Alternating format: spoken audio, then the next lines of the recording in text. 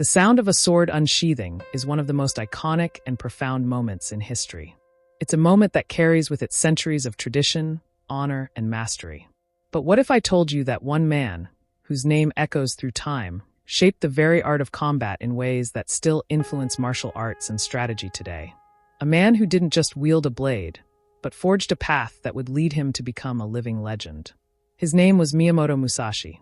In an age where warriors fought not just for survival, but for meaning and mastery, Musashi stands as a towering figure.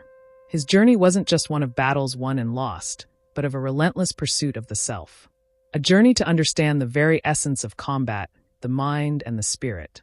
This is the story of Musashi's path, a path that led him to become the master of not one, but two swords.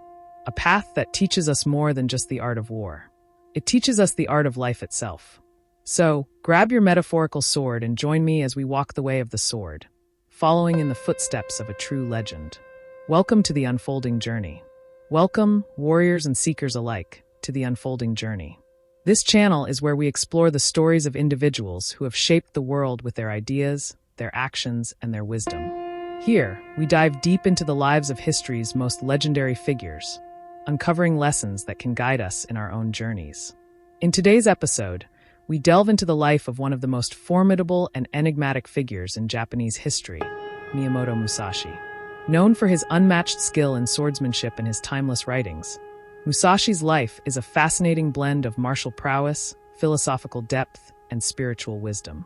But beyond the battles, the duels, and the strategies, Musashi's true journey was about mastery, not just of the sword, but of himself. Miyamoto Musashi was born in 1584, a time when Japan was recovering from a century of war. The Sengoku period, known as the Age of Warring States, had torn the country apart, with rival clans fighting for control. Yet, it was during this chaos that Musashi would come to define his own path. At a young age, Musashi was thrust into the world of battle. His first duel took place when he was just 13 years old. It was against an experienced swordsman named Arima Kihei, and it was no ordinary duel. Musashi, unarmed, faced Kihei with only his wits and determination. Despite his youth and inexperience, Musashi won the duel, marking the beginning of a series of confrontations that would solidify his reputation as a swordsman like no other. But what makes Musashi's path truly remarkable isn't just the number of duels he won, nor the fearsome reputation he built. It was the way in which he approached the art of combat. Musashi understood that swordsmanship was not simply about technique. It was about understanding the mind and spirit of the warrior. Musashi's philosophy was based on the belief that mastery of the sword required mastery of the self. This idea became central to his thinking, shaping his entire approach to combat and life. Unlike many of his contemporaries, Musashi didn't focus solely on defeating opponents. He focused on understanding the principles that govern the world of the sword, balance, timing, and precision, and applying them not just to battle, but to every aspect of life. He famously adopted a two-sword style of fighting, known as the Nitten Ichiryu, the two heavens, one school. Musashi's innovative technique was designed to give him an advantage in battle by allowing him to fight with both hands.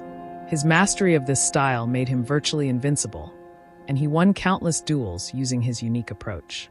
However, Musashi was more than just a warrior. In his later years, he withdrew from the battlefield and turned inward, seeking a deeper understanding of life and the nature of existence. He became a philosopher, a strategist, and a teacher. It was during this period of reflection that Musashi wrote his famous work, the Book of Five Rings. This book, often regarded as one of the most influential texts on strategy, is still studied by martial artists, business leaders, and military strategists today. In the Book of Five Rings, Musashi outlines his philosophy of combat, which is divided into 5 sections: earth, water, fire, wind, and void. Each section represents a different element and corresponds to a different aspect of strategy. The earth represents the foundation and the understanding of the basics. The water represents adaptability and fluidity in action. The fire represents intensity and the ability to seize the initiative. The wind represents the awareness of others and understanding different schools of thought. And the void represents the ultimate mastery of the mind, the ability to transcend all attachments and distractions. One of the most striking aspects of Musashi's philosophy is how it transcends the realm of swordsmanship and applies to every area of life. The principles of strategy, balance, and self-mastery that Musashi outlined are as relevant today as they were in his time. Whether you're facing a difficult decision, navigating a challenging situation, or simply seeking to improve yourself, Musashi's teachings offer valuable insights that can guide you toward success. But Musashi's life wasn't without its challenges. His relentless pursuit of perfection often left him isolated. He had few close relationships, and much of his life was spent in solitude. Yet, in this solitude, Musashi found the time and space to reflect on his purpose, his art, and his place in the world. His journey was not just about achieving external victories, but about achieving an inner peace, a mastery of the mind and spirit. His journey toward inner peace culminated in his final years, when he chose to live in a small cave near the Kumamoto castle, where he spent his days in meditation and reflection. It was here that Musashi wrote his final works, including the Book of Five Rings, and where he ultimately passed away in 1645. Even after his death, Musashi's legacy continued to inspire generations of warriors, artists, and thinkers. His influence extended far beyond the realm of swordsmanship. He became a symbol of discipline, resilience, and self-mastery. Musashi's life shows us that the true battle is not fought on the field with swords, but within ourselves. The greatest victory is not one of physical conquest, but of spiritual and mental growth. Miyamoto Musashi's path was one of relentless pursuit, not just of victory, but of enlightenment. His story is not just a tale of duels and bloodshed, but of a man seeking to understand the deeper truths of existence. His journey teaches us that mastery is not a destination, but a path, a continuous process of self-improvement, self-awareness, and dedication. As we reflect on Musashi's life and the lessons he imparted, we are reminded that the sword is not just a weapon. It is a symbol of the discipline, focus, and resolve that can guide us in all aspects of our lives. Musashi's journey was a path of both physical and mental mastery, and it is a path we can all follow, no matter where we are in our own journeys. If you found inspiration in the story of Miyamoto Musashi and the lessons of the way of the sword, then don't forget to subscribe to The Unfolding Journey.